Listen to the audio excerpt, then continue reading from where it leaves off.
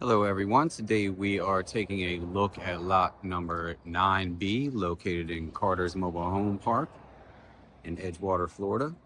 Right over there is your swimming pool office. Nice front yard with a sitting area.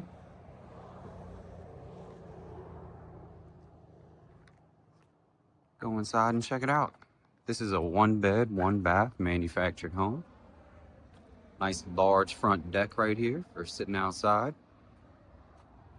Step inside. To the left here is your bedroom, mini split, nice storage closet. And here's your bathroom, full-size tub, your washer dryer combo. Here is your kitchen area, living room.